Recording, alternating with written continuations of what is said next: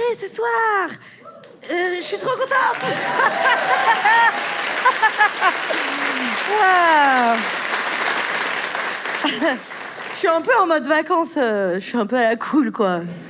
Là, je suis rentrée, je dis, c'est qui tous ces gens? Je fais, faut que j'aille faire des blagues. Ouais, je suis trop contente. Michel.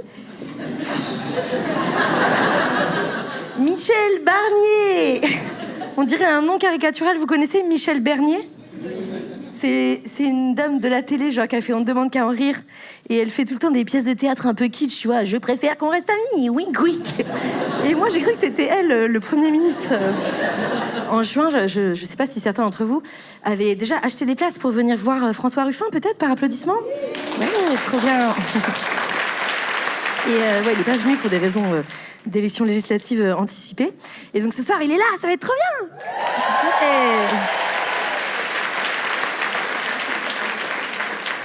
Il est pas venu, donc j'ai dû écrire un mail à tout le monde en disant désolé, il est pas venu, il doit sauver la France, voilà. Et ce que je vous ai pas dit, c'est que de façon très élégante, lui et son attaché de presse, ils m'ont invité à boire un café juste après avoir annulé quand j'étais en train de pleurer du sang.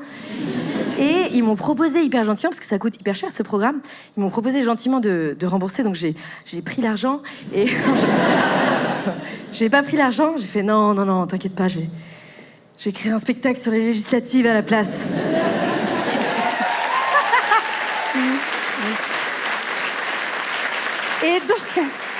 Et donc, il m'a dit, ouais, il faut vraiment que je milite chez moi parce que c'est tendu, peut-être que le RN va passer, etc. Et il a gagné les élections législatives. Il a gagné. Et je voudrais juste prendre une seconde ce soir pour qu'on reconnaisse tous ensemble que c'est un peu grâce à moi.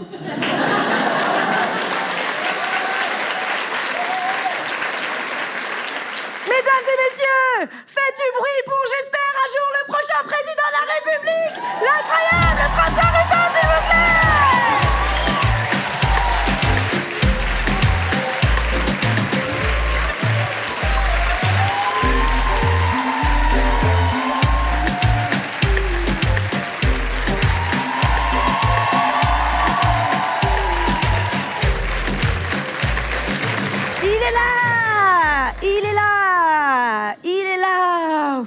Il est là.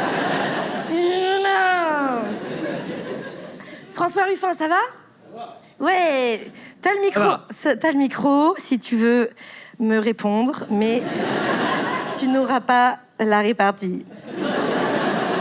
Je vais faire un petit portrait de toi, si c'est OK. François Ruffin, merci à toi d'être ici. C'est trop d'honneur pour nous d'avoir celui qui a lancé en premier l'idée d'un nouveau Front populaire, et Dieu sait que ça a été un succès.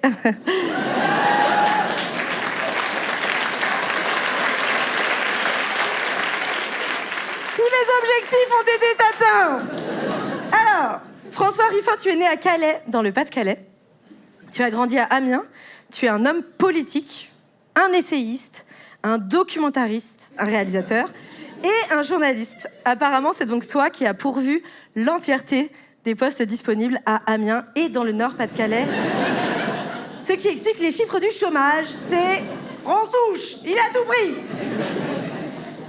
Ton nom complet est François, Marcel, Joseph, Bernard Ruffin. Aucun doute, tu as bientôt 50 ans. Alors...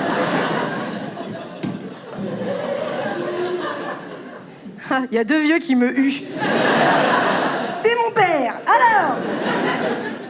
Député de la Somme jusqu'en juin 2024, tu es également le président de... Picardie, debout! Qu'est-ce que c'est que ce parti qui donne des ordres? Picardie, debout! Picardie, assis! Picardie, à table! C'est vrai que... Deux personnes qui n'ont pas eu le temps de manger, apparemment. C'est vrai que Picardie assis d'un seul coup, c'est moins enthousiasmant, quoi. Je note également que tu as réalisé le film Debout les femmes. Donc tu veux vraiment tout le monde debout, en fait. Tout le monde debout, que la fête commence. Pardon, je me canalise devant peut-être un futur président. Excuse-moi. En 1997, tu fondes le journal Fakir. Tu obtiens le César du meilleur documentaire en 2017. Tu as été journaliste sur France Inter, le CV parfait d'un islamo-gauchias. Bienvenue parmi nous.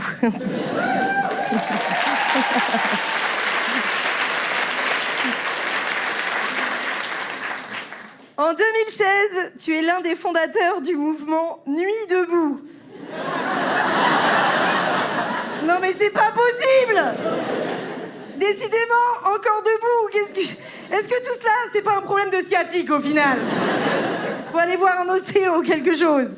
Au moment de Nuit debout, j'ai lu le témoignage de Myriam, une ancienne camarade de classe, qui déclare à un journaliste qui fait un article sur toi: ne comptez pas sur François. Il n'y a aucune chance de le voir dans un parti ou un syndicat. C'est avant tout un journaliste. Il y en a qui ont du pif quand même. Tu es fan de foot. Tu as même écrit, t'as écrit plein de livres, mais tu as même coécrit le livre Comment ils nous ont volé le football. Et tu avais probablement hésité à appeler le livre Debout le foot. Mais comme les occasions de se lever sont rares, quand tu regardes un match d'Amiens, tu as laissé tomber.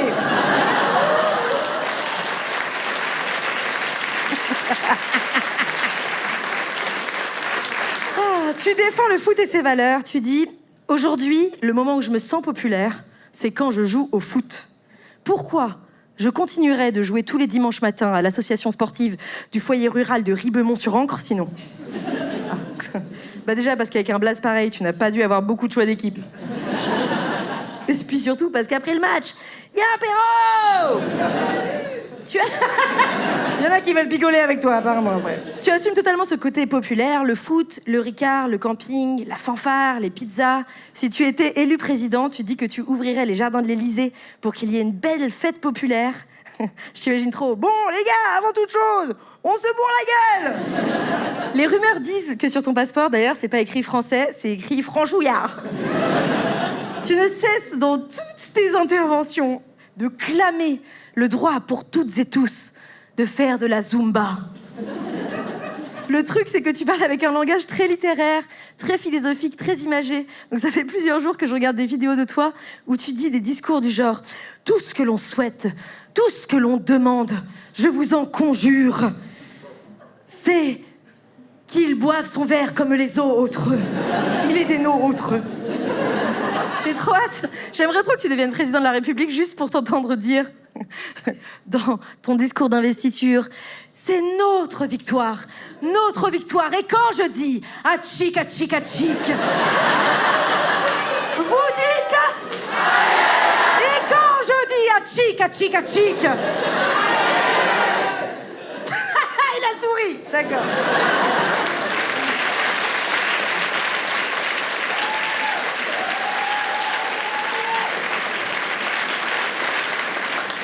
T'es quelqu'un de réaliste. Tu dis dans une interview « Je suis dans le concret plutôt que dans l'horizon inatteignable. Jamais je n'ai promis le grand soir. » Elle devait être totalement sous le charme, ta femme, quand tu l'as emmenée au flunch. Pour votre premier rendez-vous. On l'aura compris, ah, il veut faire des punchlines, non, mais... Avec son stylo bic. Peut-être il voit ma culotte. Mais il n'a pas le droit de me sexualiser, car c'est un homme devant mon public, donc... Alors que moi, j'ai le droit. On l'aura compris, François, tu es bien occupé.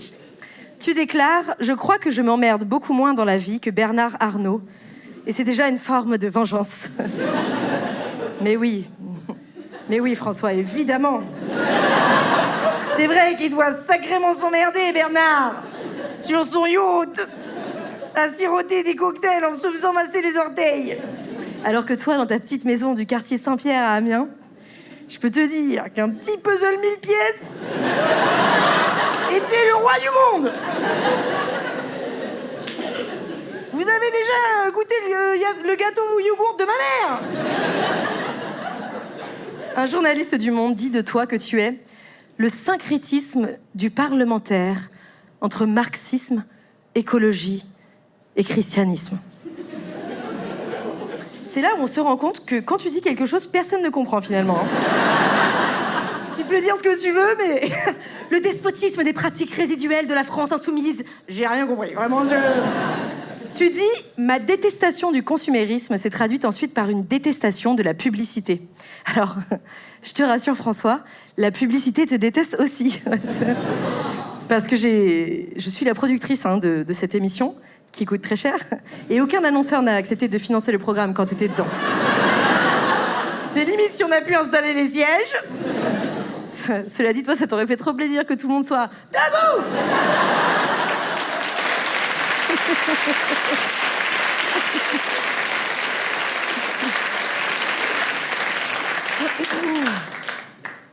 Tu te définis comme une personne timide et tu dis que cette timidité aurait cessé après ton retour des États-Unis où tu as été prof.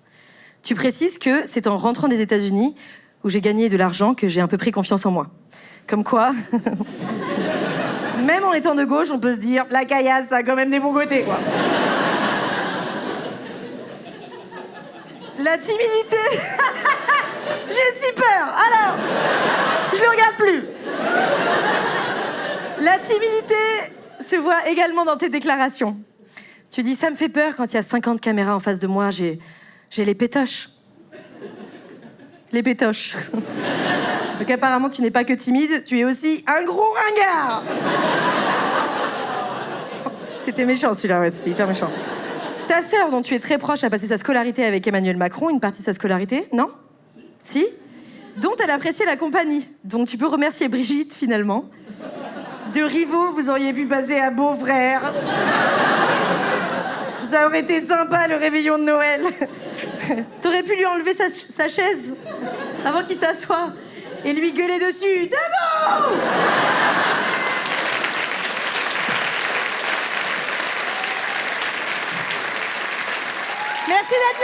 Merci d'être là, François Ruffin.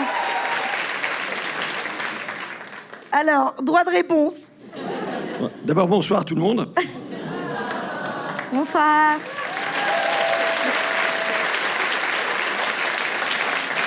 Je veux dire, c'est toujours stressant d'être à côté de quelqu'un qui est drôle, parce que malgré les cours d'humour que tu prends pendant les vacances, ça va pas suffire, quoi. Et donc, non, j'ai pas envie de faire des petites corrections à ce que t'as raconté. Juste... Non, ça va pas être une correction. Ça va être quand tu dis que j'use d'un langage littéraire pour parler du populaire. Je pense que j'appartiens, et toi aussi sans doute, à une classe intermédiaire, que par nos études, par tout ça, on nous a mis des armes entre les mains, et en fait, on a le choix au service de qui on met ces armes. Et tu aurais pu mettre ces armes au service de Bernard Arnault, des publicitaires et des milliardaires, et le choix est fait de choisir l'autre camp. Voilà, donc je pense qu'on appartient largement à une classe qui a le choix. Tu sais, je suis reporter et je le reste malgré tout. Et je me souviens d'un reportage que vous avez fait à Bourg-en-Bresse où il y avait un foyer qui allait fermer.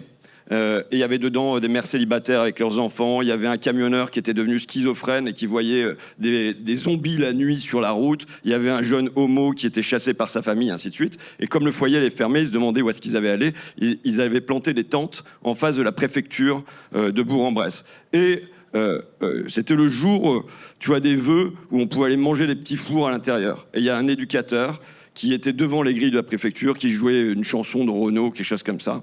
Et je vais le voir, je dis, bah alors, et il me dit, bah voilà, moi j'ai le choix. Si j'avais voulu, j'aurais pu rentrer à l'intérieur et aller manger des petits fours avec eux, et j'ai choisi de rester dehors avec les gens. Donc, je pense qu'on a le choix et on a choisi le camp qu'on défend, et on les défend avec les armes qu'on nous a données, les diplômes, les mots, le langage, les idées, les livres, et ainsi de suite. Et voilà comment ils transforment en beauté mes blagues débilos.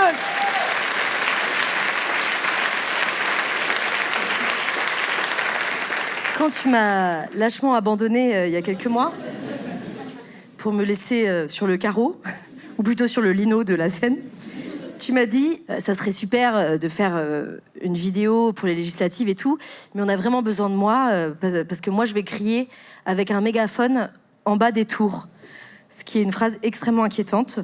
Est-ce que tu peux juste me parler un peu de cette méthode de campagne ? C'est comment on touche les gens.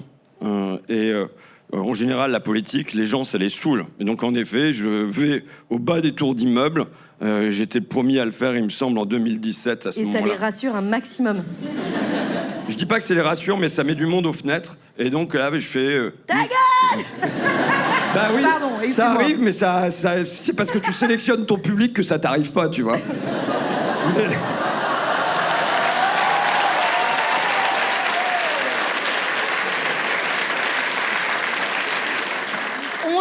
On vide les sacs des tomates et tout. Et donc, en effet, c'est gratuit et c'est tout public. Donc, faut jouer avec le public aussi aux fenêtres des immeubles. Et oui, je fais un laïus sur ce que j'espère pour la France et ce que j'espère d'une France rassemblée et non pas d'une France qui se déchire, d'une France où les petits payent petits et où les gros payent gros, d'une France où les Français peuvent vivre de leur travail, bien en vivre et pas seulement en survivre et ainsi de suite. Mais je vais pas te faire le discours, ça y est, je suis élu. Donc, Oh, c'est magnifique.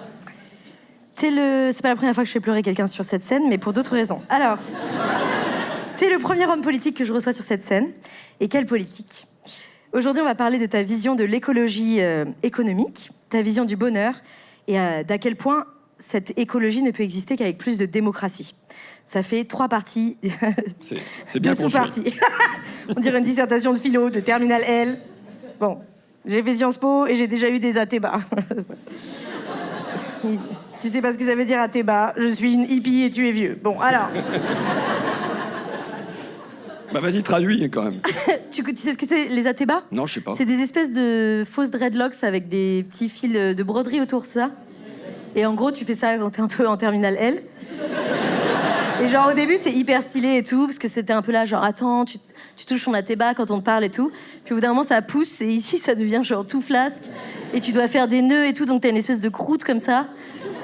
Et les poux se coagulent. Bon, allez, bref. Quand on parle d'écologie, tu parles tout le temps de Roosevelt, qui a donc été président des États-Unis, pour ceux qui ne savent pas, pendant la Seconde Guerre mondiale.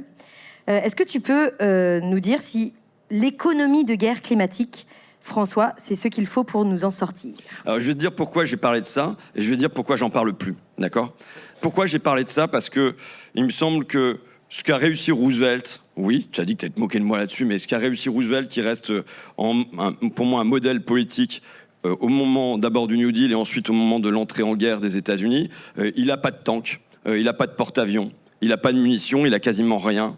Et en 2 ans, il parvient à faire passer le budget de guerre américain de 2% à plus de 40%, et il parvient à canaliser la main-d'œuvre de son pays, l'énergie de son pays, les capitaux de son pays, en une direction qui est l'économie de guerre et qui va permettre de vaincre les nazis.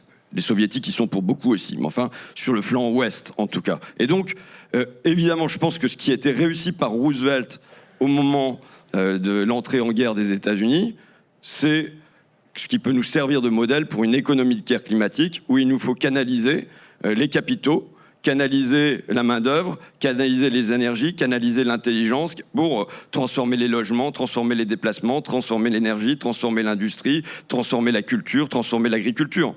Et voilà. Donc, et aussi dans son économie de guerre, il pense ce qui est l'unité et la cohésion de la nation. Parce que s'il y a des trop riches et s'il y a des trop pauvres, si les uns donnent leur sang et que les autres refusent de donner leur argent, ça ne tient pas.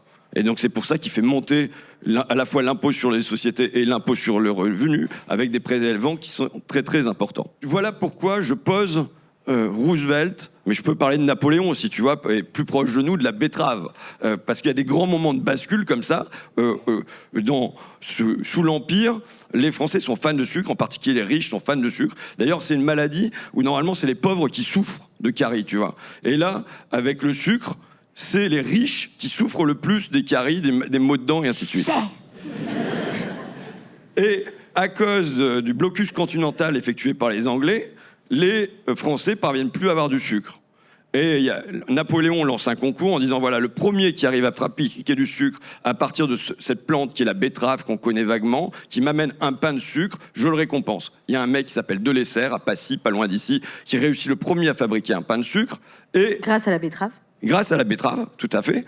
Et tout de suite, Napoléon se précipite, il le fait baron, il lui remet la Légion d'honneur, et surtout, qu'est-ce qu'il va faire immédiatement? Il va faire qu'il y a 10 000 hectares sur lesquels on va planter la betterave, qu'il va y avoir 100 ingénieurs, pharmaciens et ainsi de suite, une école qui va être là pour former les gens à la transformation de la betterave en sucre, et il va implanter des manufactures pour fabriquer du sucre à partir de la betterave. Je pense que des moments où il y a ça qui est fait, c'est le moment dont on doit se souvenir, parce que ça veut dire qu'il y a la possibilité de faire une bascule de manière rapide. Or, aujourd'hui, on est pris, c'est la difficulté avec le réchauffement climatique et avec la crise environnementale, c'est que on a une course contre la montre à effectuer. On vit avec un compte à rebours dans nos têtes. Donc évidemment, penser qu'on va être dans un processus lent de transformation, c'est pas possible. Il y a des moments où il va falloir réussir à opérer une grande bascule. Donc retenir ces moments-là dans notre histoire. Maintenant, je vais t'expliquer pourquoi je parle plus d'économie de guerre climatique. Déjà, quand j'ai parlé de ça, il y a des gens qui m'ont dit, mais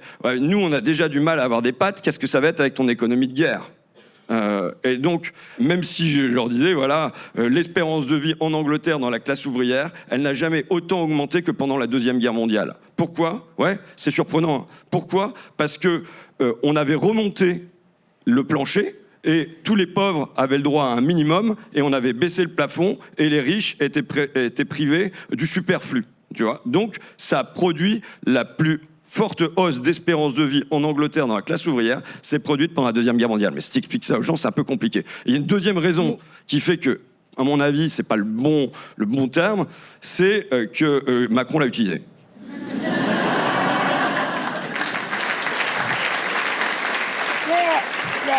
Voilà.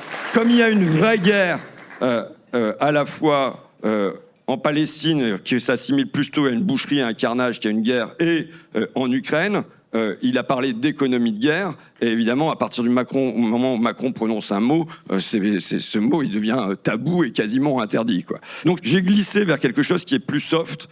Je parle de faire ensemble. Voilà. Aujourd'hui, je pense que, tu sais, en tout cas, chez mes grands-parents, il y avait ça. Il y avait une assiette en porcelaine avec la citation d'Antoine de Saint-Exupéry, ringard, tiens, qui disait s'aimer, ce n'est pas se regarder l'un l'autre, c'est regarder ensemble dans la même direction. Et je pense que ce qui vaut pour un couple, tu vois, un couple qui n'est pas porté par un projet, finalement, c'est la jalousie qui s'installe, c'est les querelles, ça risque de tourner mal si jamais il n'y a pas des vacances à prendre ensemble l'été prochain, un pavillon, des enfants, j'en sais rien, quoi. Je vais me permettre d'interrompre une seconde. Ce dicton, il a été réécrit. S'aimer, c'est regarder ensemble dans la même direction et dire « C'est pas par là, je t'avais bien dit qu'il fallait tourner à gauche, parce que il y a un moment, quand il y avait le demi-tour, ben, on aurait dû prendre à gauche, t'avais dit qu'il y avait le sens interdit. Bah, à un moment, tu me le dis, tu me l'as pas dit assez fort. » Voilà. Donc ça, c'était avant le GPS, du coup. On est entre ringard et GPS. C'est bon. Ta zone de confort, c'est entre les deux, quoi. Pardon, je te laisse continuer. Et donc, quand on n'a pas de projet je pense ensemble. que ce qui vaut pour un couple vaut aussi pour une société. Une société qui n'est pas portée vers un horizon commun, c'est une société qui regarde ses petites différences, ses conflits. Ça nourrit ça. Et je pense qu'aujourd'hui, il manque à notre société un vide d'espérance. Il n'y a pas d'horizon commun. Je veux dire, ce qui nous est proposé par notre élite depuis 40 ans, c'est la compétitivité, quoi. C'est d'être compétitif dans l'échelle de l'économie internationale. Ça n'a aucun intérêt. Ça ne porte personne. Et je pense que le défi écologique est un horizon commun. Se dire qu'ensemble, par le travail, on y reviendra sur la place du travail, je pense, mais que par le travail, il faut changer toutes nos canalisations, c'est du boulot. Qu'il faut qu'il y ait moins d'intrants chimiques ou mécaniques dans l'agriculture, c'est du travail. On va en parler. Voilà. Ça...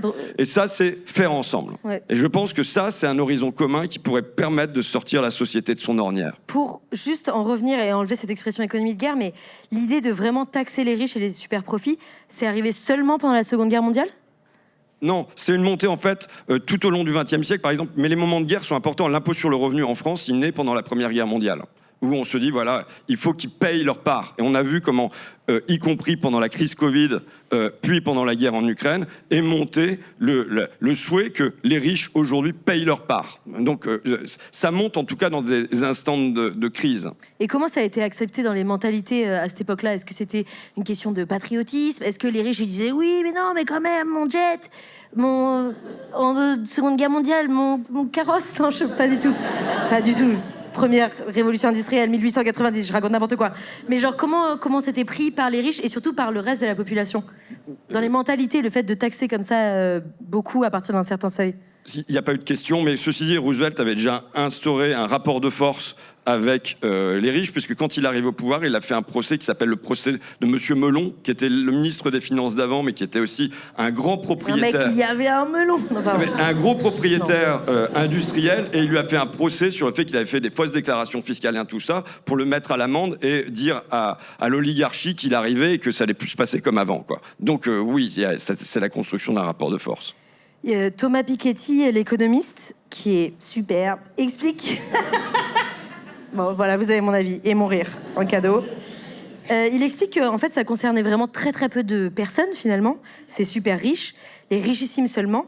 Mais il dit que ça a eu un impact, un réel impact sur les inégalités. Donc j'ai 2 questions. Est-ce qu'on peut dire que si on taxait les plus riches en France, ça serait la même chose? S'il y a vraiment très peu de personnes qui paieraient un max d'impôts, mais un énorme impact sur les inégalités? Et est-ce que tu connais Thomas Piketty Est-ce qu'il est célibataire? Voilà, c'est juste pour savoir. C'est juste pour être au courant, pour mes petites notes.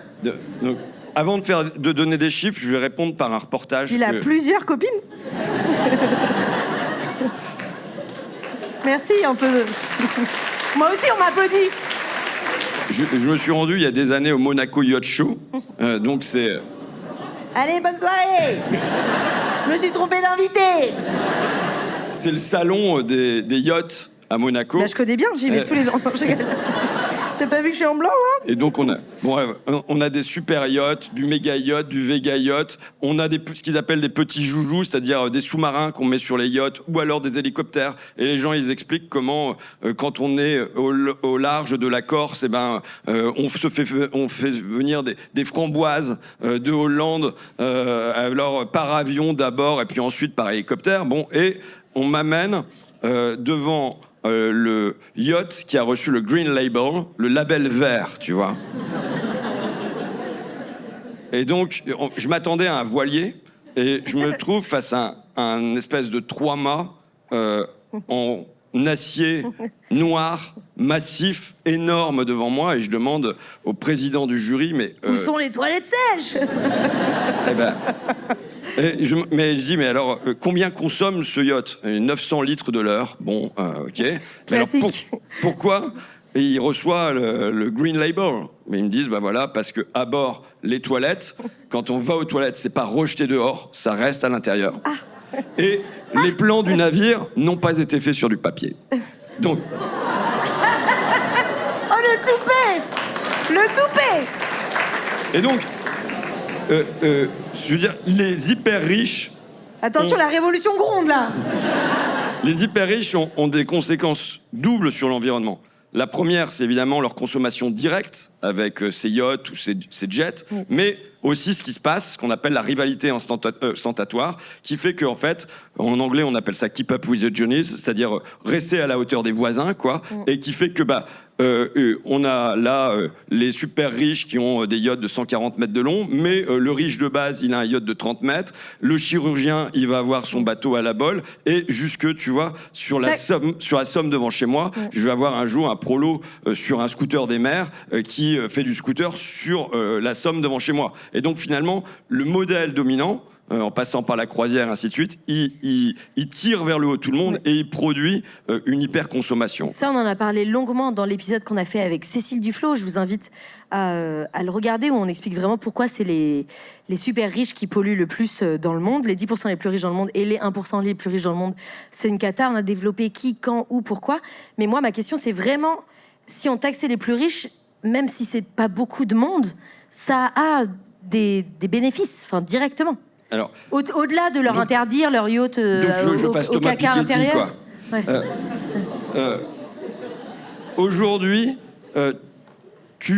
les gens du public, les salariés normaux, payent aux alentours de 50% d'impôts, tout compris les cotisations, l'impôt sur le revenu, la TVA et ainsi de suite. Bon, les hyper riches, ils sont à 30%. Et c'est 20% de différence. Ça va correspondre à 30 milliards d'euros supplémentaires qu'on pourrait ramasser pour les hôpitaux, pour les écoles, et ainsi de suite. Et là, c'est même pas avoir un impôt progressiste, c'est juste avoir un impôt égal pour eux et pour nous.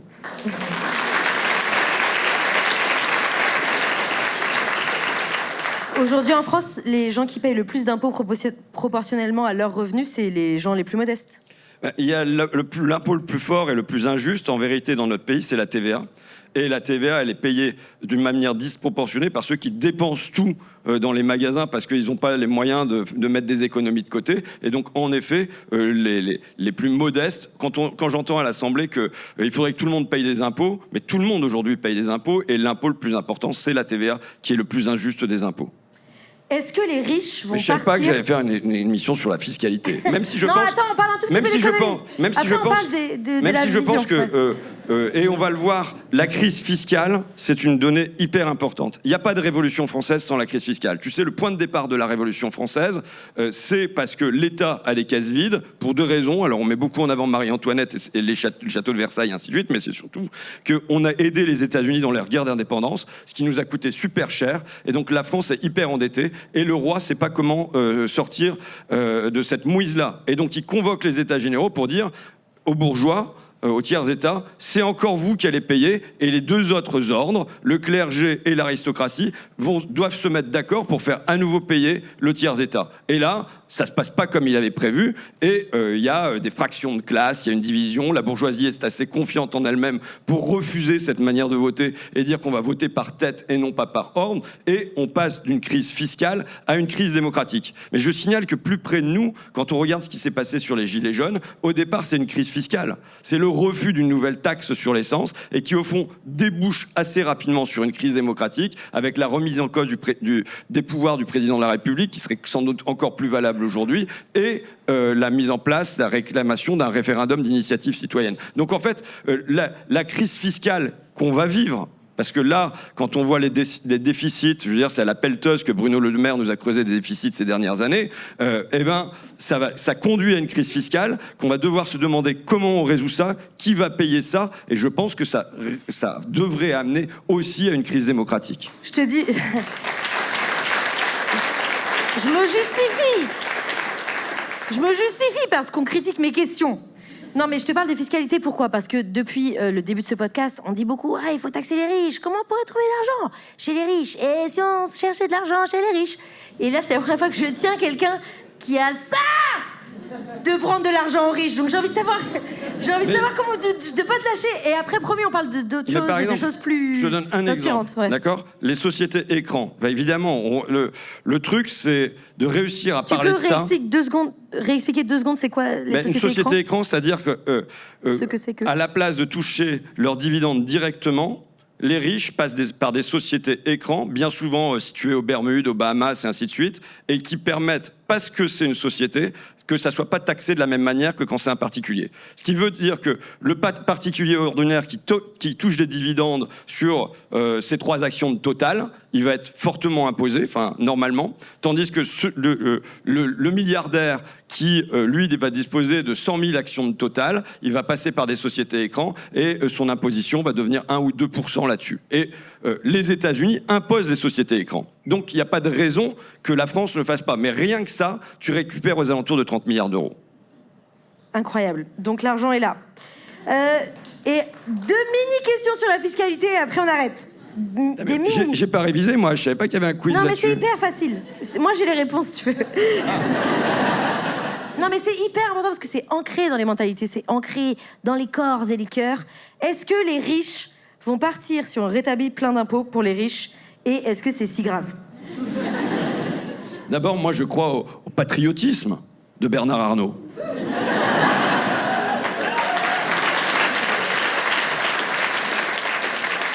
Et je doute, puisque j'ai cité la Révolution française, qu'ils fassent comme les aristocrates qui, à l'époque, sont partis à Coblence. Je veux dire, si on a affronté des crises ensemble, la crise climatique, la crise démographique, il n'y a pas de raison qu'ils s'exfiltrent de la nation. Donc je crois au patriotisme de nos hyper riches. Et il a été prouvé, alors selon les conclusions, j'ai noté la ref, selon les conclusions... Moi, mon objectif avec Merci Patron, c'était vraiment de réinsérer Bernard Arnault dans la société.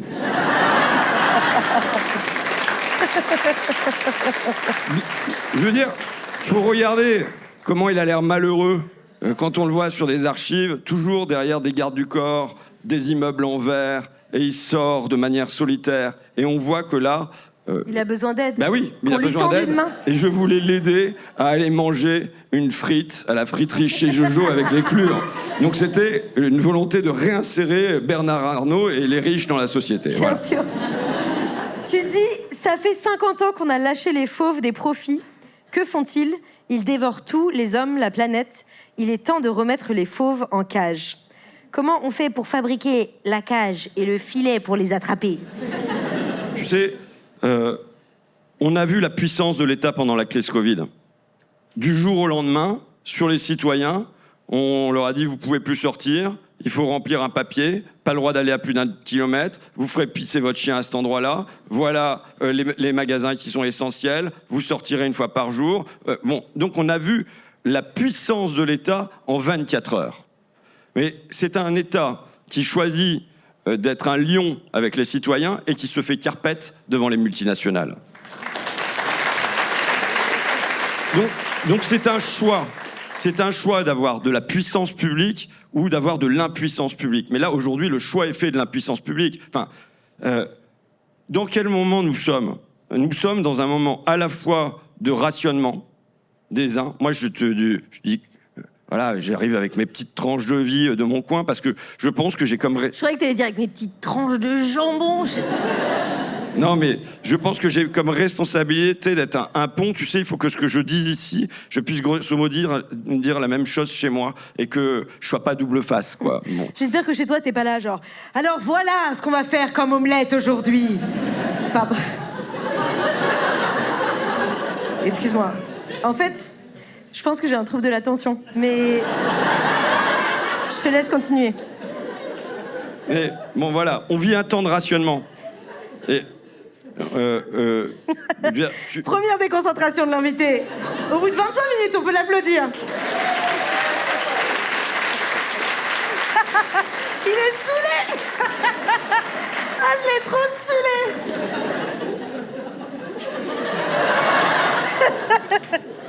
T'as le droit de dire le mot casse-couille comme ça. T'as le droit. Non, parce qu'en plus, c'est au moment où j'ai envie de parler des gens que je dois défendre. Waouh. Et maintenant, je me sens hyper coupable. C'est une très bonne stratégie pour m'humilier. Vas-y, on t'écoute. J'arrête d'interrompre. Dans ma campagne, j'ai eu 2 conflits sur Abbeville. Le premier, c'était des aides-soignantes dans une clinique, la clinique Sainte-Isabelle. Et c'était des dames qui ont continué à être là pendant la crise Covid, qui au départ n'avaient pas de masque et tout ça, qui ont fait leur boulot. Et là, compte tenu de l'inflation, ça fait 3 ans qu'elles partent plus en vacances. Et pour certaines, une qui me raconte qu'à la rentrée, il n'y aura pas de poney pour sa fille. Ça a l'air de rien. Mais c'est une humiliation pour les gens quand ils ne peuvent pas offrir à leurs enfants ce dont ils ont eux-mêmes bénéficié. Ils sont partis en vacances, en camping et tout ça avec leurs parents, et ils parviendront pas à le donner à leurs enfants. Et l'autre conflit que j'ai eu, c'est des éboueurs, toujours à Ville, et qui expliquaient que voilà, le 5 du mois, c'était le SMS du Crédit Agricole pour les prévenir qu'ils étaient à découvert, qu'il allait y avoir des AJO. C'est un papa célibataire qui bosse. Je veux dire, c'est des gens qui se lèvent à 4 heures du matin. Là, on vient de leur sucrer une partie de leur prime parce qu'ils se lèvent tôt. Ils vont au boulot, ils portent les poubelles, ils rendent service au pays, et le papa célibataire doit aller faire la manche auprès de sa propre mère parce que pour réussir à boucler le mois. Voilà, on vit un temps de rationnement pour les uns, et de l'autre côté, vous avez un temps de gavage extraordinaire pour les autres. Je vous rappelle ça, mais il y a 30 ans, au moment de la naissance du classement Challenge des 500 fortunes, elle pesait 5% du PIB. À l'arrivée d'Emmanuel Macron au pouvoir, c'est 20%, et aujourd'hui, on a dépassé les 40%. Donc c'est un gavage extraordinaire. Enfin, je veux dire, que dans notre époque, on ne prononce pas tous les jours le mot dividende, profit et bénéfice alors qu'ils explosent comme jamais. Pour moi, quand Bruno Le Maire parvient à faire des auditions comme hier sans prononcer ces mots-là, c'est un exercice littéraire réussi. Ça s'appelle un lipogramme, tu vois. C'est Georges Perec quand il fait La disparition et qu'il écrit un roman en entier sans utiliser la lettre E. Eh bien, quand on est ministre de l'économie, qu'on est Emmanuel Macron et qu'on parvient en matière d'économie, dans le temps de gavage qui est le nôtre, à ne pas utiliser dividendes, profits, bénéfices, c'est un exercice politique réussi. Et pourquoi c'est un exercice politique réussi? Parce qu'évidemment, il s'agit que ça, même si c'est la vache au milieu du couloir, il s'agit que la démocratie n'y touche pas. On n'a pas le droit de toucher à ces privilèges-là. Ça doit être mis hors débat démocratique, hors questionnement collectif, hors interrogation républicaine. Parce que c'est la République qui est en danger quand on a par le haut 500 personnes ou plus qui s'exfiltrent de cette manière-là. Mais ça, comme il ne faut pas que ça soit mis en question, il s'agit que ces mots-là ne soient pas prononcés. Or, c'est quand même la toile de fond du temps présent. Merci. Merci de le rappeler. Merci de nous rappeler cette vache au milieu du couloir. Moi, j'aurais dit plutôt cet éléphant au milieu d'un magasin de porcelaine, mais bon. On va enchaîner avec un petit jeu, ça vous dit? J'ai rien entendu, est-ce que ça vous dit?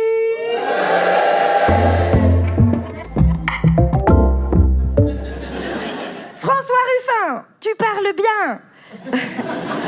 C'est pour la rime. On dirait un début de chanson d'Erita Mitsuko.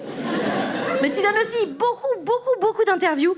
Donc je me doute que tu as oublié des petits détails des choses que tu as racontées. Des détails, je ne parle pas de tes convictions qui sont bien accrochées à tes souliers. Je ne sais pas où je vais avec cette phrase qui est beaucoup trop longue, j'ai plus d'air dans mes poumons. On va jouer donc à un jeu tous ensemble qui s'appelle le Qui c'est qu'a dit. Je vous dis des citations et vous devez deviner qui les a prononcées. D'abord, François, c'est le public qui répond, et ensuite, toi. Ok? Vous êtes prêts? Oui! Qui a dit « J'ai fait un film par inadvertance » 1. François Ruffin, en parlant de Merci Patron. C'est un film, pour ceux qui ne savent pas, dont il a parlé tout à l'heure. 2. Mon mec, quand je suis tombée sur des sextapes avec son ex.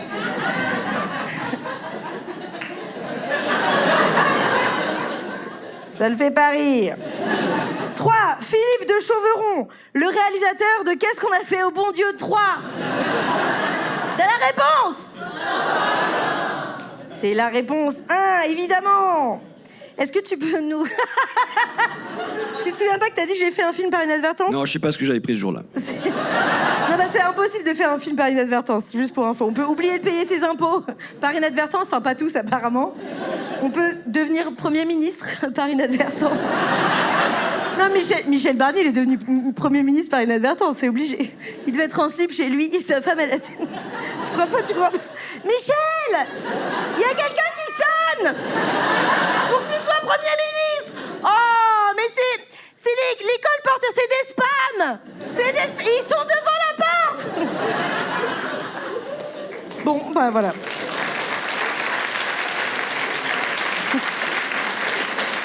Est-ce que tu peux nous dire en quelques phrases pourquoi tu avais vraiment envie de faire ce film? Je pense que j'allais pas bien dans ma vie. Ça commence bien. J'adore. J'adore cette honnêteté. Et je pense que... Je me suis dit, j'investis 2 millions. Ça va pas coûter 2 millions. Mais... Et que l'art, c'est une manière de transformer ses sentiments personnels parfois en son contraire. Et donc, du coup, je me suis dit, je vais faire un film politique, certes, mais qui soit une farce, qui soit une comédie. Et qui, voilà. Donc, je pense que d'abord, si je regarde, c'est sur le plan intime, c'est pour me sortir moi-même de la mélancolie, je pense. Et heureusement, je pense que j'ai senti des centaines de milliers de personnes, peut-être, de leur propre mélancolie. Oui, oui. Citation numéro 2. Qui a dit « On ne sait pas si nos enfants connaîtront encore les hirondelles » 1. Réponse 1. Patrick Pouyanné. En décidant de construire un pipeline entre la Tanzanie et l'Ouganda. 2. François Ruffin en parlant de la crise climatique et de la biodiversité. 3. Blanche-Neige. Qui a dit ? C'est bien sûr François Ruffin, en parlant de la crise climatique. Souvent, les journalistes, ils te posent des questions sur des petites disputes politiciennes, en te parlant de tes choix écologiques. Et j'ai vu une interview incroyable où tu disais « Mais de quoi vous me parlez ?» en sachant qu'on ne sait pas si nos enfants connaîtront encore les hirondelles. Est-ce que toi, ça t'énerve, parce que tu as conscience de la gravité de la situation, qu'on te ramène toujours à des petits trucs quotidiens Écoute, Je déteste l'actualité en général. Je considère que c'est le bruit des vagues en surface. Et même comme journaliste, je me bagarrais pour qu'on œuvre à transformer la réalité, c'est-à-dire le mouvement des plaques tectoniques en profondeur. Donc, être ramené à la popole, Macron, Mélenchon, Matignon, Cazeneuve, Barnier, et ainsi de suite, en fait, j'en éprouve un sentiment de dégoût. En général, parce que je sais combien là où on devrait œuvrer pour transformer la vie des gens, en fait, en général, on est bien souvent, et je me comprends là-dedans, et parfois j'éprouve du dégoût d'être encore plus mêlé à cette pièce, on est un écran devant la vie des gens, quoi. Donc oui, ça t'énerve. Un petit peu, je sens une petite exaspération au fond de la gorge.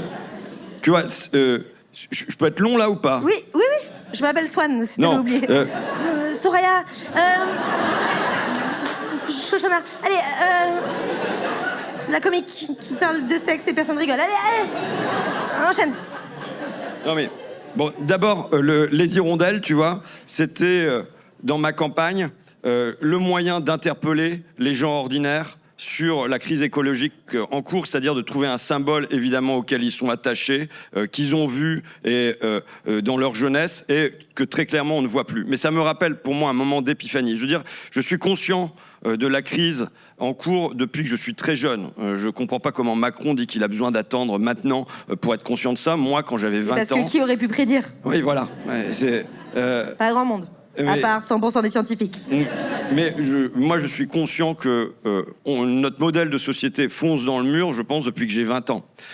Maintenant, entre en avoir conscience de manière théorique, voilà, qu'il y a des limites à la planète et ainsi de suite, et des moments où ça devient charnel, je me souviens du moment où, pour moi, c'est devenu particulièrement charnel. Je descendais en Ardèche pour mes vacances, parce que comme un chien qui va toujours pisser au même endroit, je passe toujours mes vacances, grosso modo, au même endroit. Sympa pour l'Ardèche.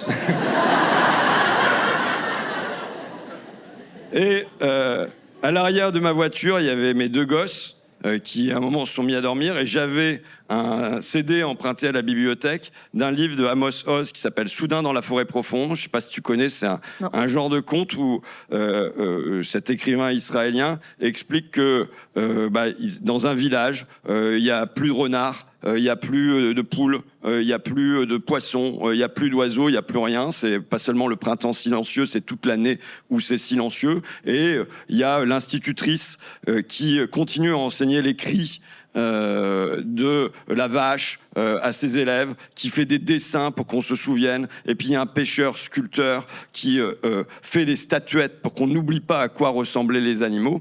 Et donc je descends en Ardèche par un été caniculaire avec une statistique à nouveau tragique qui vient de tomber, comme quand on est en une génération, il y a, je sais pas, 40% des oiseaux qui ont disparu, et j'ai mes deux enfants qui dorment à l'arrière de la voiture, et pour moi c'est un moment où on passe de quelque chose qui est théorique à quelque chose qui est charnel et qui est vraiment qu'est-ce qu'on va leur laisser comme merdier, quoi.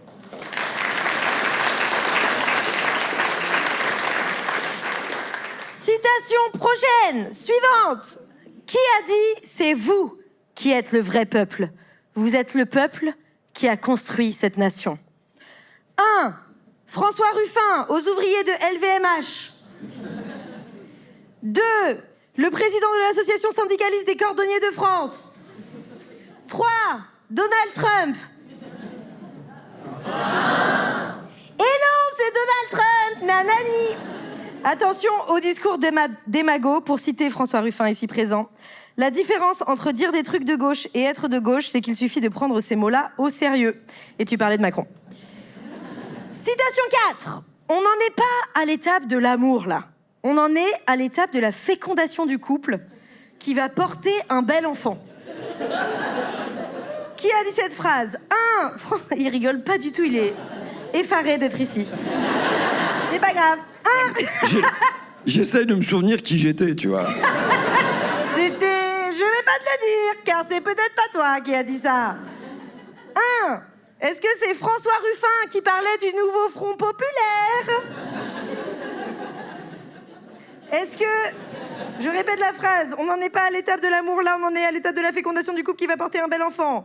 Est-ce que c'est ma copine Jeanne qui veut faire un enfant pour sauver son couple? Est-ce que c'est un éleveur un peu trop passionné en train d'inséminer une vache? C'est François Ruffin! Même si ma copine Jeanne a dit ça aussi. Donc c'est toi qui as lancé, dès le lendemain des législatives anticipées, l'idée du nouveau Front populaire. Il se passe quoi dans ton cœur et dans ta tête à ce moment-là? Dans un premier temps, il y a que je savais où on allait. Je veux dire, le Rassemblement national à cette hauteur-là n'est pas une surprise pour moi, et encore moins à l'endroit où je vis.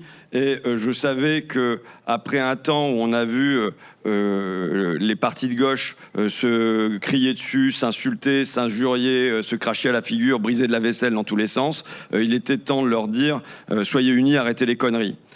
Et j'avais pas prévu que Emmanuel Macron ferait dans la foulée une dissolution. Et donc là, j'ai ce modèle en tête. Moi, je fonctionne quand même avec quelques repères historiques, celui du Front populaire, où en effet, je veux dire, jamais dans notre pays, l'extrême droite n'est arrivée au pouvoir par les urnes. Elle est arrivée une seule fois au pouvoir, c'est par la défaite de nos armées. Et ça a laissé des souvenirs de honte dans notre histoire. Donc, il s'agit que...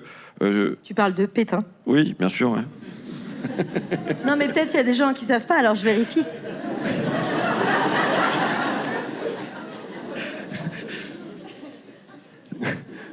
Je rends accessible notre culture historique.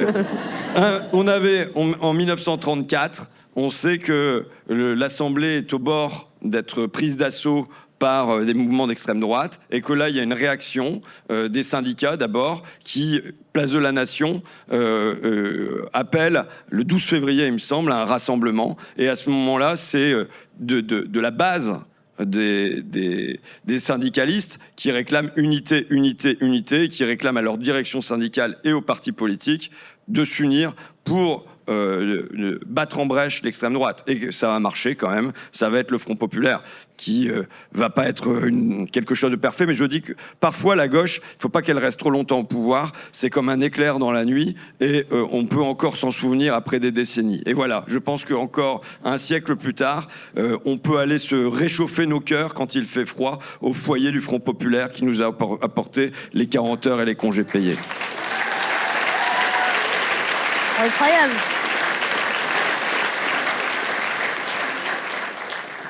En fait, je me rends compte qu'on a un vrai numéro de clown, quoi. Eh oui. Il y a le clown triste et le clown joyeux. C'est exactement cela. Tu es déprimant. Alors...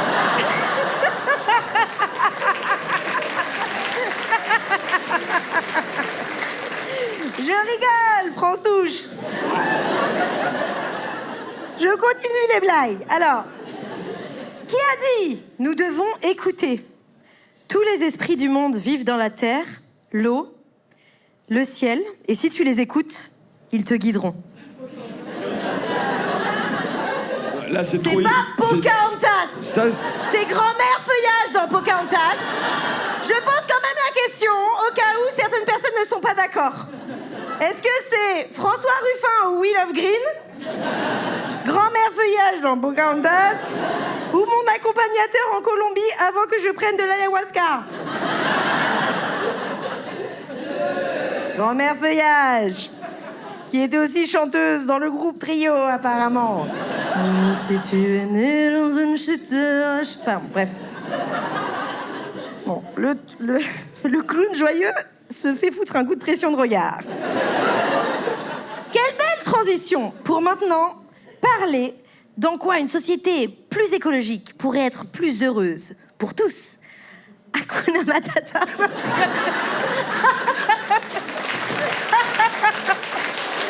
Aïe, aïe, aïe. On va se projeter dans la présidence de la République, François Ruffin. Pour toi, bah pour moi j'ai pas le temps. Alors, et on va le faire en musique.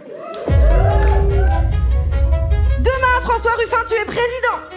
T'as le gouvernement que tu choisis. Majorité absolue du Front populaire à l'Assemblée.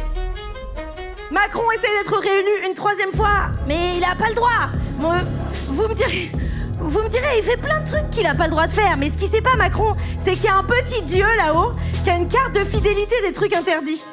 Et quand tu fais trop de trucs interdits, genre au 1000e truc interdit, il te jette un sort. Et là, il a trop dit, le quinquennat sera écologique ou ne sera pas. Ou personne n'a gagné les élections. le dieu lui jette un sort et il fait que, à chaque fois que Macron parle, il vomit des cigarettes électroniques. Voilà, donc il ne peut plus se présenter à l'élection présidentielle, ok? Donc, ça laisse des chances pour toi pour gagner l'élection présidentielle. On vous demandait, mais où est passé Michel Barnier? Il est mort. Vous savez comment il est mort? Il a voulu descendre les escaliers pour aller voir ce que font les gens d'en bas. Et il a manqué une marche. Il a manqué une marche.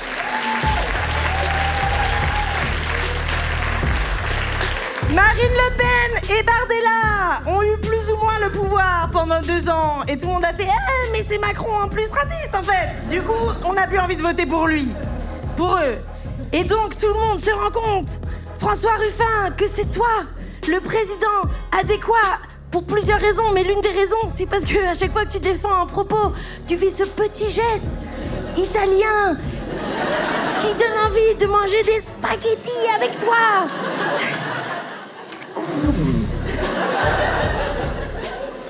Donc, ma question est la suivante. C'était une question, tout ça. Ta première mesure écologique, c'est de revaloriser le travail. Si j'ai bien fait mon travail. Est-ce que tu peux nous expliquer ce que ça veut dire revaloriser le travail et pourquoi c'est important en écologie? On parle ici à des gens pour qui la vie va peut-être un peu mieux qu'elle va pour le reste du pays, sans préjugés, quoi. Se pose le souci que quand on prononce le mot écologie, en général, ça fait fuir les gens. Parce qu'ils se disent, putain, ils vont me demander de changer ma bagnole alors qu'elle roule encore. Ou alors, c'est mon chauffage, mais tout va bien. Enfin, bon. Et donc, quelle est la clé qui peut rendre l'écologie populaire ?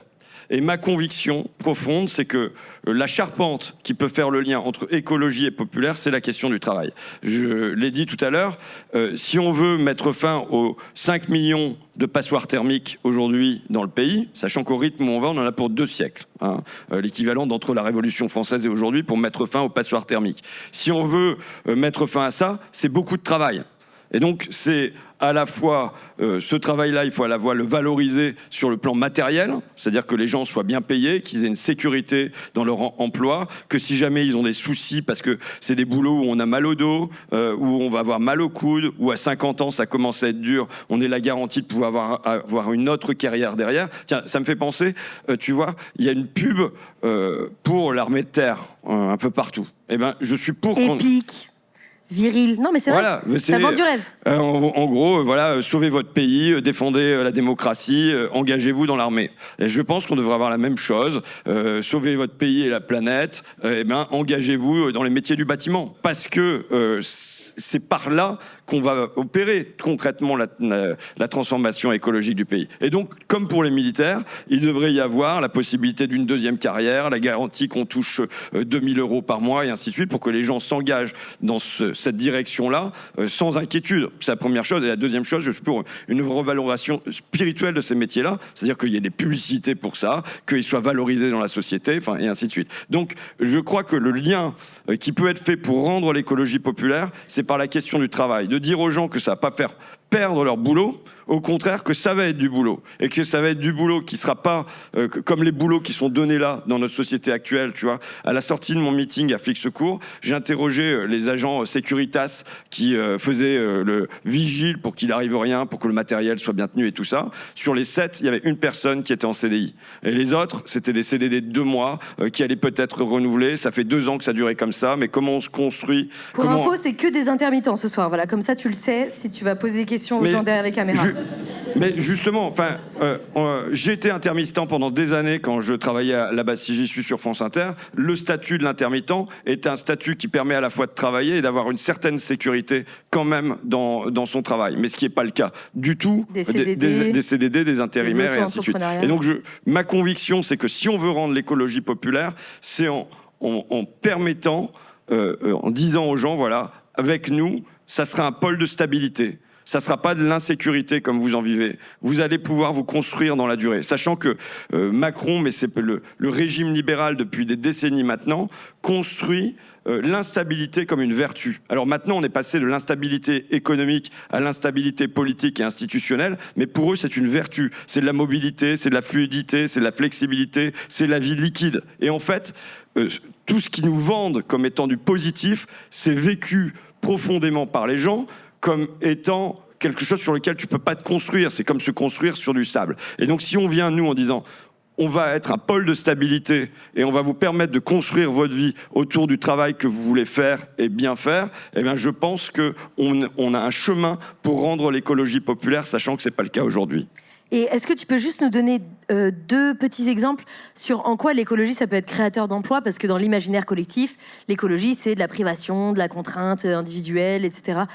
Par exemple, la relocalisation ou encore isoler mieux les bâtiments. Enfin, les gens, ils n'ont pas ça en tête. Ouais. Je l'ai dit pour les bâtiments, c'est vrai pour les canalisations, mais par exemple, je pense qu'il nous fait un atelier de réparation d'informatique, d'électronique, de mécanique, par quartier ou par canton. Tout ça, c'est de l'emploi. Si on dit qu'il faut moins d'intrants chimiques ou mécaniques dans l'agriculture, c'est de l'emploi derrière. Donc en fait, après, c'est comment on fait ça avec les gens, c'est-à-dire comment on met de la démocratie. Vous savez, c'est Jean Jaurès qui disait « La Révolution a fait des Français des rois dans la cité, mais elle les a laissés serfs dans l'entreprise. » En fait, je pense qu'on n'est pas loin d'être roi dans la cité, mais on est bel et bien serf dans l'entreprise, c'est-à-dire que la démocratie s'arrête à la porte de l'entreprise. Et je pense qu'il y a un enjeu à faire entrer la démocratie dans l'entreprise. Donc c'est la faire entrer par le haut, c'est faire qu'il y ait des salariés dans les conseils d'administration. Moi, je suis pour 1 tiers de salariés, 1 tiers de capital et 1 tiers d'ONG, d'élus locaux et ainsi de suite, parce que l'intérêt général, il serait guidé par cette discussion et ce dialogue-là, c'est une chose. Et faire entrer de la démocratie dans l'entreprise par le bas, c'est-à-dire par le fait que pendant une demi-journée, les salariés, chaque mois, peuvent parler entre eux de comment ils vivent leur travail, parce qu'aujourd'hui, ce travail qui est quand même le sentiment d'utilité qu'on peut avoir dans la société, ce qu'on y fait, il échappe complètement à la puissance sur sa propre vie. Et je pense qu'en discutant avec les salariés, on parvient à trouver un chemin derrière ce qui apparaît comme étant une contradiction. J'ai 2 exemples, si tu veux bien. Un premier, c'est quand il y a eu la fermeture de l'usine Whirlpool à Amiens, où il y a eu d'abord la fermeture du lave-linge qui est parti en Slovaquie en 2001, puis la fermeture du sèche-linge qui est parti en Pologne. Une grosse entreprise qui lavait du linge, parce que si c'est juste un lave-linge et un sèche... Non, mais je peux... Donc, qui fabriquait des lave-linges. Non, mais vous avez tous l'image, mais je précise quand même. Et donc, qui a fermé en 2017-2018. Et là, dans les discussions sur le piquet de grève avec les salariés, quand je leur disais, finalement, moi, franchement, un sèche-linge, j'en ai pas besoin. Ça fait maintenant... non. Oui, non. Il y a le vent... 2 arbres, une corde. Oui. Le vent fait son boulot dans la salle de bain. C'est grâce aux dividendes que j'ai touché de mon action LVMH, puisque j'ai été actionnaire de LVMH pour intervenir en assemblée générale. Et je me suis payé un étendoir dans ma salle de bain. Tu vois, c'est un Tancarville, diront certains. Et les ouvriers me disent nous non plus, on n'a pas besoin de sèche-linge. D'ailleurs, on n'en a pas chez nous. En revanche, le lave-linge, retourner au lavoir. Tu vois, j'ai pas envie de faire ça, moi. Et je pense qu'il n'y a pas grand monde qui a envie de le faire. Donc, on a besoin de lave-linge. Or, dans notre pays, il n'y a plus une seule usine de lave-linge, alors que dans la petite Suisse, il y a 2 usines de lave-linge. Donc, si on permet aux salariés de se demander de quoi on a besoin, en gros, que veut-on produire et que ne veut-on plus produire ? Comment on veut le produire et où on veut le produire, ça soit pas entre les mains des seuls actionnaires, mais ça soit dans les mains de ça puisse faire partie de la discussion politique, démocratique, et y compris avec les salariés. C'est une manière de reprendre du pouvoir et c'est une manière de faire des choix à la fois pour les salariés et écologiques. Ces dernières années... J'avais un deuxième exemple, mais comme j'étais long sur le premier... Ouais, t'as été super. On a tout compris. Bravo. Si t'as besoin de mes encouragements, fonce. Ces dernières années, il y a eu la numérisation, la robotisation, l'automatisation. On pourrait se dire, cool, les robots font le travail nul et nous, on se la coule douce. Et en vrai, pas du tout. Les gens souffrent plus que dans les années 80. le mal-être physique et le mal-être psychique a augmenté au travail. Et toi, tu dis que c'est en partie pour ça, parce qu'il n'y a pas de décision, il n'y a pas de démocratie et de décision sur à quoi devrait servir le progrès, par exemple. Exactement. D'abord, je n'utilise pas le mot progrès. Je veux dire, pour moi, ce sont des innovations technologiques que je distingue bien du progrès social. Et l'innovation technologique, elle peut produire de la régression sociale ou du progrès. Tu vois, par exemple, quand il y a eu l'introduction du casque dans la logistique, où auparavant, les agents de logistique, les caristes, ils avaient leur papier, ils devaient passer dans l'allée numéro 3, et puis ensuite dans l'allée numéro 2, ils se faisaient leur chemin sur leur feuille. Et ensuite, ça a été un casque à commande vocale qui leur disait A3, B5, OK, C6, B2. Toute la journée, ils OK, parlent à un voilà. robot, quoi. Et ils répondent OK, OK au robot, à tel point que quand ils rentrent le soir chez eux, leur femme leur demande de faire la vaisselle, et ils répondent OK, OK, OK. Ouais, mais Super vraiment. pratique pour avoir plus de donc, tâches ménagères. Mais bon. Cette innovation-là, si elle avait été discutée de comment on l'intègre au travail, elle aurait peut-être pu alléger le travail des salariés, mais en fin de compte, elle n'a fait que l'alourdir sur le plan psychique, parce qu'évidemment, il y a cette voix qui donne des ordres en permanence, et il n'y a plus d'échange avec le collègue, parce que quand on a le casque, on ne demande plus quand on croise le collègue si il est content que l'OM ait perdu la veille, quoi, voilà. Et ça a alourdi, y compris sur le plan physique, parce que ça fait qu'ils sont capables de non plus faire 3 tonnes, mais faire 6 tonnes dans la journée, parce que ça va beaucoup plus vite. Donc, il faut que les innovations technologiques, elles passent par le filtre de la démocratie, par le filtre de la discussion, avant d'être intégrées au monde du travail, et même, à mon sens, avant d'être intégrées à la société en général. Et c'est une transition, oui.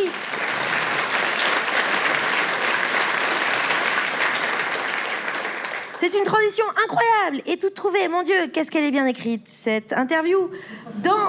Pour évoquer ce dernier moment ensemble, mon cher François, j'aimerais vraiment approfondir cette question. Comment plus de démocratie pourrait rimer avec plus d'écologie ? Ça rime déjà, mais c'est une métaphore. En gros, aujourd'hui, quand on pense écologie, on pense pipi sous la douche, et toi, tu penses plutôt institution et plus de démocratie. Et on va commencer par un petit jeu pour vous réveiller. D'accord ?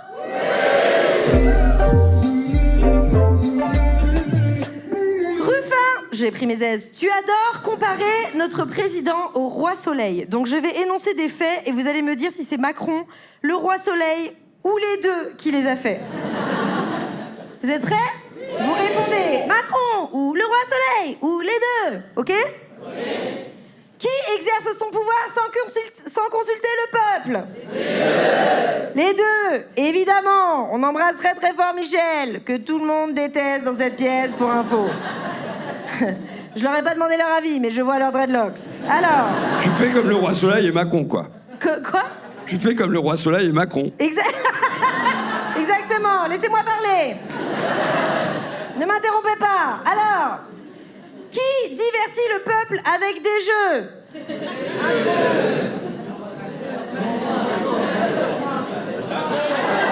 Quelqu'un a dit les trois, ça va ? Soyez sérieux. C'est Macron, figurez-vous. Louis XIV n'a jamais organisé de jeu, figurez-vous. La citation qu'on lui associe, Panem et circense du pain et des jeux, je sais pas comment ça se prononce, ça vient de Jules César. Personne ne savait ça. Ok, mais on peut se divertir tout en se cultivant. Qui fait des banquets à Versailles avec le roi d'Angleterre ? Les deux. Charles tout et Charles II, mais bon. Était le cousin de Louis XIV et il se faisait des petites cousinades de temps en temps à Versailles. Et Macron, on connaît l'histoire. Qui est amené à gouverner la France très jeune ? Et on a l'impression que Macron est en pleine crise d'adolescence, toujours. Qui a pour devise « Tel est mon bon plaisir » Le roi Soleil, arrêtez de raconter n'importe quoi pour me faire plaisir. La devise de Macron, c'est « Quand on veut, on peut, avec l'aide d'un petit 49.3 ». Qui ne se rend pas compte qu'une révolution lui pend au nez ? Mais non, c'est Macron. Louis XIV était bel et bien mort pendant la Révolution française, bande d'ignards. Qui prend des décisions contre l'opinion de 8 Français sur 10 ? Macron. Les deux, bande de nulos.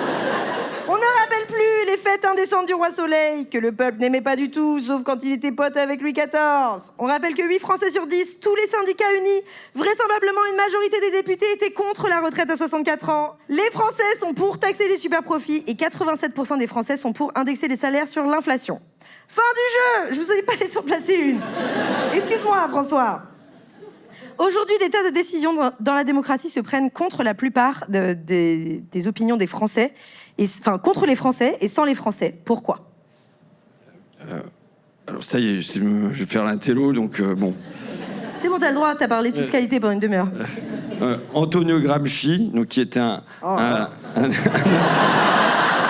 intellectuel communiste italien sous Mussolini, parlait à son époque d'un temps de détachement de l'idéologie dominante. Or, ma conviction profonde est qu'aujourd'hui, on vit un temps de détachement de l'idéologie dominante. C'est-à-dire que les mots sacrés des politiques et de l'économie, concurrence, compétition, croissance, mondialisation, compétitivité, marché, et ainsi de suite, sont des mots qui aujourd'hui ne font plus envie, qui n'enthousiasment plus, mais au contraire qui dégoûtent et qui inquiètent. Et donc, ça se marque, par exemple, traité constitutionnel européen de 2005, où on avait 55% des Français qui ont voté non à la concurrence libre et non faussée, non à la libre circulation des capitaux et des marchandises. C'était 90% des ouvriers, donc c'était un véritable vote de classe.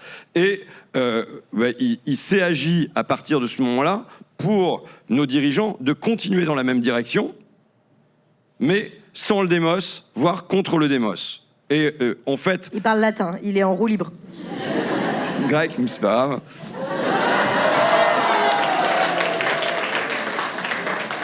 Mais je parle pas grec, hein, bon.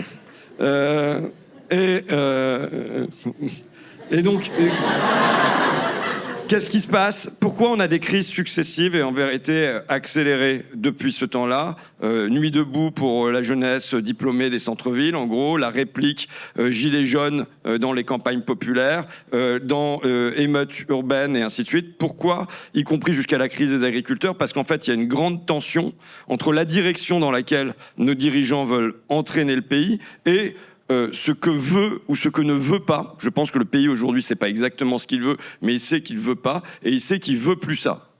Et donc, on a cette tension croissante qui fait que là, on a des espèces de roues de secours, de rustines qui sont mis, qui s'appellent Michel Barnier au présent, mais dont on voit que la prochaine roue de secours s'appellera Marine Le Pen. En tout cas, c'est ce qui se dessine, pour ne pas changer l'ordre des choses. Donc on a cette grande tension entre un désir profond, confus dans le pays, de changer des choses, et les classes dirigeantes qui ne veulent pas que ça change. Pourquoi? Parce que ça leur rapporte, et parce que ça leur rapporte gros.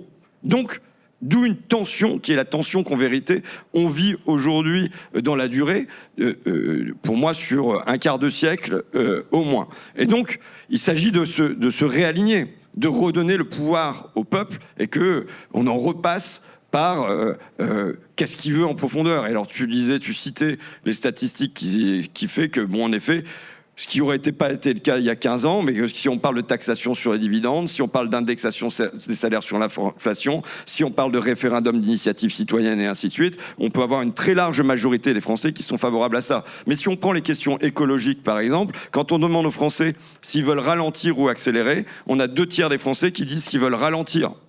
Or, le système ne cherche qu'une chose, c'est l'accélération permanente.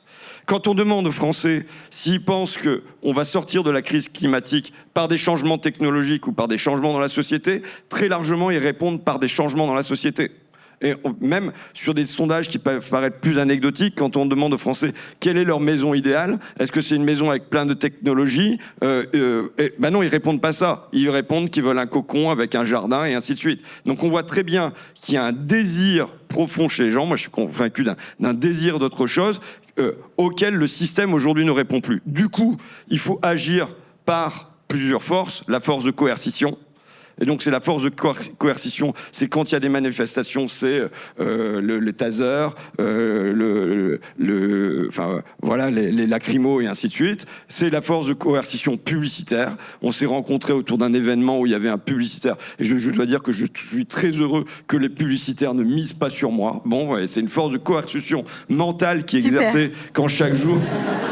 quand chaque jour on reçoit des centaines de pubs, quand les gamins sont entraînés là-dedans et ainsi de suite. Et ensuite, il y a une force qui, à mon avis, encore plus puissante, sur laquelle ils jouent, qui est la force de résignation, qui se traduit par une chose, qui est le c'est comme ça. Quand les gens disent c'est comme ça veut dire que dans leur tête, c'est que le serpent qui se mord la queue et ça sera toujours comme ça. Alors que nous, on doit être là pour dire ça n'a pas toujours été comme ça ne sera pas toujours comme ça, et il y a des pays où c'est pas comme ça.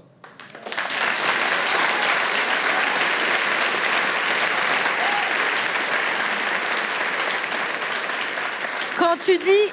Attention, parce que quand tu dis le système, c'est pas que le système, c'est aussi ceux qui en ce moment ont le pouvoir et qui ont plein d'argent pour faire maintenir ce pouvoir et qui sont accrochés à leurs petits privilèges, en gros. C'est pas que le système, c'est aussi ceux qui ont, enfin, qui se débrouillent. Macron.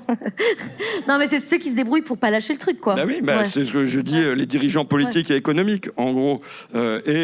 Bon, j'avais écrit un bouquin qui s'appelle « Il est où le bonheur ?» En fait, c'est dans ma rencontre avec les jeunes pour le climat et qui étaient allés voir les présidents de l'Assemblée, qui espéraient que Macron change les choses et qui d'un seul coup étaient très déçus parce qu'il changeait pas les choses. Et je faisais le parallèle avec ce qui s'est passé dans le mouvement ouvrier, c'est-à-dire que dans le mouvement ouvrier, les conquêtes sociales, elles sont nées de rapports de force, elles sont nées des masses qui ont été mobilisées, elles sont nées d'inscription de ça dans la loi et ensuite de continuer à avoir les masses pour faire que les lois entrent en vigueur. Donc là, il y a tout un enjeu sur comment on fait pour avoir une écologie populaire, pour avoir un mouvement de masse à l'image de ce qu'a pu faire le mouvement ouvrier pendant un siècle, qui a permis d'avoir le congé maternité, les congés payés, le dimanche chômé, le samedi à l'anglaise, la retraite et ainsi de suite. Aujourd'hui, il y a beaucoup de gens qui ont du mal à visualiser comment on pourrait faire plus de démocratie, qui voient la démocratie que comme un vote tous les 3-4 ans. Je connais pas mes cours d'institution politique. De temps en temps, quoi, des votes, quoi. Et il y a un gilet jaune sur lequel il était écrit « Faire l'amour une fois tous les 5 ans n'est pas une vie sexuelle. Voter une fois tous les 5 ans n'est pas une vie démocratique. » Ouais, hyper bonne métaphore. J'ai tout compris. J'ai tout compris. Tu sais me parler. Tu sais me parler, François. Une fois tous les 5 ans, je me suicide. Alors alors juste pour donner un petit exemple, parce que je l'ai beaucoup entendu et ça me paraît le plus visuel, comment ça aurait pu se passer autrement, par exemple, tu l'as évoqué, mais pendant le Covid, si on avait pris des décisions plus démocratiques, qui on aurait pu asseoir ensemble, comment on aurait pu décider ensemble ou pas de faire ce confinement, etc. Parce que les gens savent pas forcément comment on peut faire plus de démocratie, finalement. Tu l'as évoqué pour la production dans les comités d'entreprise, mais... Alors, je dirais que quand arrive le Covid, si je suis honnête, qu'à ce moment-là, il y ait une décision brutale, autoritaire, verticale, prise, je le comprends. Mais qu'en revanche, on reste dans cet état d'un homme seul à l'Élysée, qui consulte même plus son conseil scientifique et dont les ministres apprennent les décisions par ses passages à la télé, et que ça dure pendant des mois et des mois, il est évident que autant dans les premiers instants, sans doute qu'il fallait ce type de décision. Ensuite, il y a quand même la possibilité de se dire qu'on va être plus intelligent ensemble. Et donc, moi, j'aurais fait ce qui a été fait par la Convention citoyenne sur le climat. J'aurais fait une convention citoyenne sur le Covid. Le problème, c'est que Macron, je pense que c'est une excellente chose, les conventions citoyennes, mais Macron salise tout ce qui touche.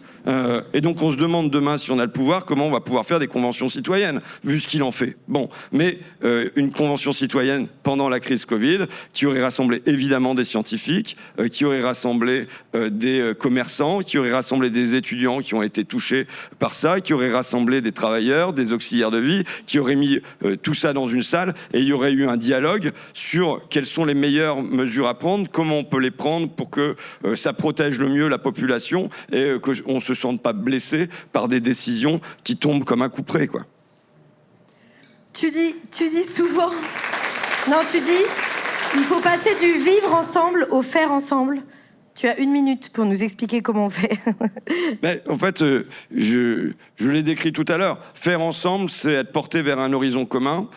Et cet horizon commun, pour moi, c'est la transformation écologique du pays. La gauche, pendant longtemps, a dit, voilà, pour être bien avec des personnes d'origine étrangère, avec les Français, et ainsi de suite, ce qui nous fait, c'est du vivre ensemble. Non, en fait, ça, c'est une vision statique de la société. C'est une vision qui n'est pas en dynamique. Et je pense que les gens, ils sont bien bien ensemble quand ils font quelque chose ensemble. Bon, alors dans l'histoire, c'est les mineurs polonais, italiens et français ont fait ensemble le Front populaire et la reconstruction du pays dans l'après-guerre. Et ben, je pense qu'aujourd'hui, il y a à faire ensemble, et si jamais on est porté ensemble vers un horizon commun, si on sait qu'on... Tu vois, j'ai une anecdote qui me revient, c'est un travailleur du bâtiment à la retraite, monsieur Schneider, je crois, Patrick, qui se trouve à Abbeville, dans son HLM, et qui me raconte comment, pendant des décennies, il a travaillé avec des Polonais, avec des Maghrébins, sur tous les chantiers d'amiante, sur le tunnel du Mont Blanc, comment ils mangeaient le couscous, et comment le fait de faire ces grands chantiers ensemble les avait rapprochés. Et ben, je pense qu'aujourd'hui, il faut passer de juste vivre ensemble des choses qui peuvent être très bien, comme les Jeux Olympiques, à faire ensemble et à transformer notre pays. On a beaucoup à faire. On a un défi démographique à affronter, parce qu'il va y avoir de plus en plus de personnes âgées dont il faut s'occuper, et de moins en moins de personnes en âge de travailler. Et on a un deuxième défi, un défi majeur et un défi immense, qui est le défi écologique, et qui réclame que normalement on se retrousse tous les manches. Merci François. Je dis, il faut comprendre que ça se situe dans un moment où notre histoire a changé pour une raison qui est que la croissance ne fait plus le bonheur. Et en fait, c'est quelque chose qui a été vrai pendant un siècle. Le plus a signifié du mieux.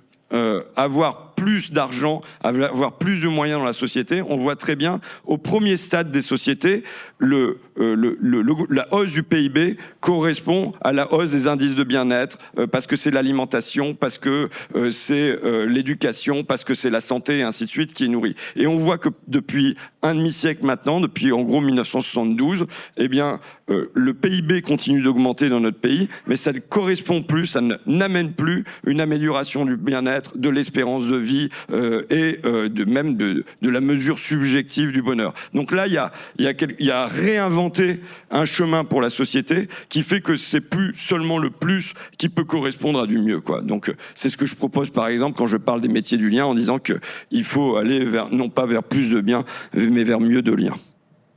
Merci François Ruffin.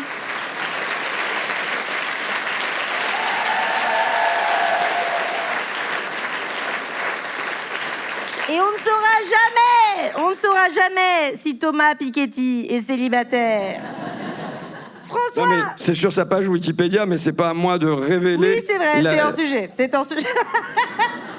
Ta gueule. Alors, et non, et oh. J'ai pensé à voix haute. Je rigole, je vais partir par là. François, à la fin de Il y a plus de saison, on a une petite tradition que certains apparentent à une secte. Mais j'aime bien faire chanter tout le public ensemble, parce que je me dis, si on va dans une société hyper mécanisée, où tout le monde est désespéré, on pourra toujours chanter. Hyper triste, je saigne du nez. Ça vous dit qu'on chante et j'essaye de faire 2-3 impros sur ce qu'on vient de se raconter ? Oui. Ok, on va diviser le public en deux, même si on a compris l'union, l'horizon commun, ça n'a rien à voir, c'est pour la tierce. Alors, d'abord on chante tous une phrase que je vais inventer maintenant.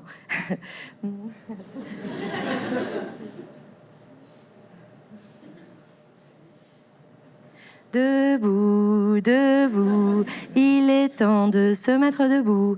Debout, debout, il est temps de se mettre debout. Debout, debout, il est temps de se mettre debout. Debout, debout, il est temps de se mettre debout. Ou si tu veux chanter, François, n'hésite pas. Debout, j'avais 0 en chant au collège. Il est temps de se mettre debout. Il a envie de partir debout. Il a envie d'être debout. Il est temps. Ok, que cette moitié-là. Debout. Je vous entends plus. Debout. Il est temps de se mettre debout. Mais je trouve que tu ferais une super prof de chant, en tout cas. Merci. C'est parti, on y va. C'est ma deuxième vocation. Allez, 3 quarts. J'avais un prof de chorale qui faisait ça. Il avait ses cheveux comme ça, qui faisait allez, c'est parti. Je pense à François Ruffin qui voit ma culotte, alors. Restez concentrés. Debout, debout, il est temps de se mettre debout. Il en a marre. Il en a marre. Il en a marre.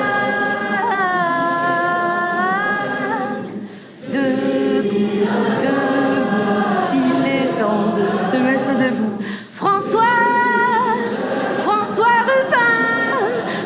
Ruffin, quel sacré clown triste tu fais. On a tous eu la larme. Tu nous as fait chialer, et mon père était dans la salle et je pense que je vais me faire engueuler. Bisous au Périssé.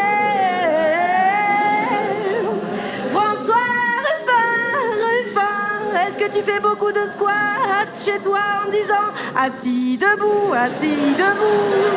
Oh, François Ruffin, merci de nous donner de la force, de l'espoir. Et merci de faire tout le temps comme ça avec ta main. Ça me donne envie de manger des pizzas.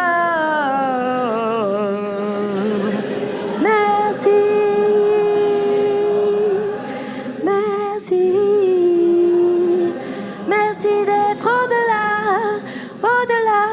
au-delà de la politique politicienne. Et t'es le seul que j'invite qui, en parlant d'histoire dont il parle depuis longtemps, a toujours la larme à l'œil.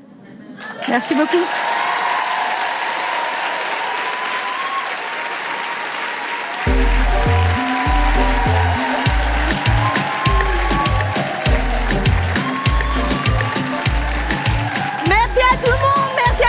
Équipes qui ont aidé la production. Merci à vous. Un immense merci. Merci de vous mettre debout. Et on a notre tradition, nous aussi. Et à la fin, c'est nous qu'on va. Ah, vous connaissez pas alors? Non. Ça, ils connaissent. Et à la fin, c'est nous qu'on va. Et là, vous devez dire gagner, d'accord? C'est ça le principe. Et à la fin, c'est nous qu'on va. Merci à vous. Merci, bonne soirée.